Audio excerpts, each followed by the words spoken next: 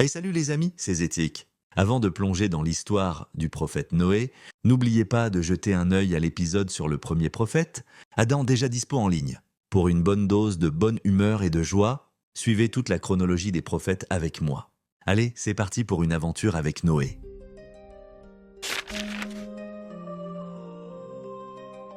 Il y a des milliers d'années, une catastrophe sans précédent s'est abattue sur la Terre. Un déluge si puissant qu'il a effacé une civilisation entière, ne laissant derrière lui qu'une poignée de survivants, et un message éternel. Mais pourquoi cette catastrophe a-t-elle eu lieu? Que s'est-il vraiment passé? Aujourd'hui, nous allons plonger dans l'histoire de Noé. Nu, le prophète du déluge. Un homme qui a tout sacrifié pour avertir l'humanité, avant qu'il ne soit trop tard. Après le temps d'Adam, l'humanité s'est multipliée et a bâti des civilisations. Mais avec le temps, ces peuples se sont éloignés de Dieu. Ils ont oublié ses enseignements et ont commencé à adorer des idoles faites de pierre et de bois. Cette société était tombée dans la corruption, l'injustice et la tyrannie. Les puissants oppressaient les plus faibles et la moralité avait disparu. C'était un monde où le mensonge et la tromperie régnaient. Mais au milieu de cette société dépravée, il y avait un homme différent. Un homme juste, humble et sincère. Noé. Dieu l'avait choisi pour avertir son peuple et leur montrer le vrai chemin. Noé était un homme d'une grande patience et d'une foi inébranlable. Alors, il se leva et lança son appel. « Ô mon peuple, adorez Dieu. Il n'y a pas d'autre divinité que lui.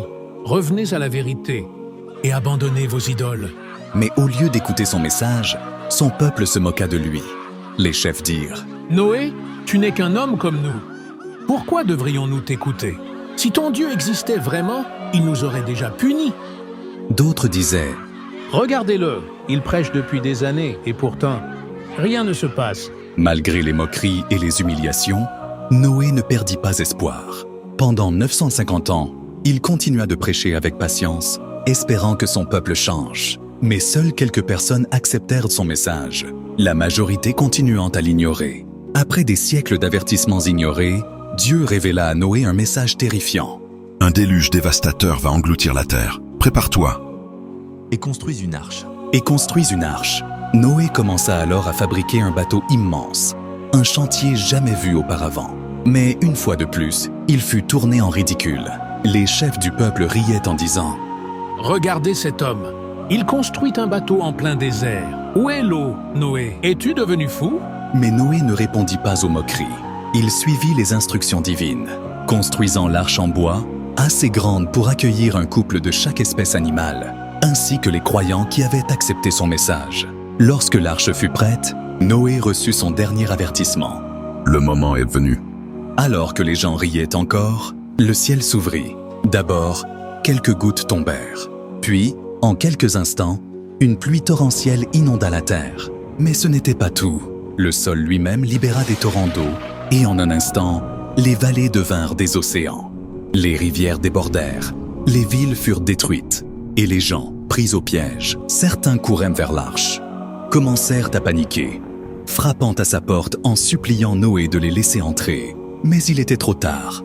Parmi ceux qui refusèrent de monter à bord, il y avait le propre fils de Noé. Ce dernier lui cria « Mon fils, monte avec nous, ne sois pas parmi les perdants. » Mais son fils, arrogant, lui répondit « Je vais grimper sur une montagne, elle me protégera de l'eau. » Alors Noé lui dit « Aujourd'hui, il n'y a plus de refuge, seul Dieu peut sauver. » Mais à cet instant, une immense vague s'abattit sur lui. Il fut emporté par les flots, et Noé ne put rien faire. Après des semaines à dériver sur un océan infini, Noé et ceux qui étaient à bord virent enfin un signe d'espoir. Dieu ordonna aux eaux de se retirer, et l'arche finit par s'échouer sur une montagne, le mont Al-Joudi. Les survivants descendirent, posant le pied sur une terre purifiée. L'humanité devait recommencer. Mais cette fois, avec un nouveau départ et une nouvelle foi, l'histoire de Noé nous rappelle une chose essentielle. Chaque civilisation qui oublie la vérité finit par tomber. Mais l'histoire des prophètes ne s'arrête pas là. Un autre homme allait bientôt se lever pour défier un roi tyrannique et un peuple perdu dans l'orgueil. Qui était cet homme? Découvrez-le dans la prochaine vidéo. L'histoire du prophète Abraham.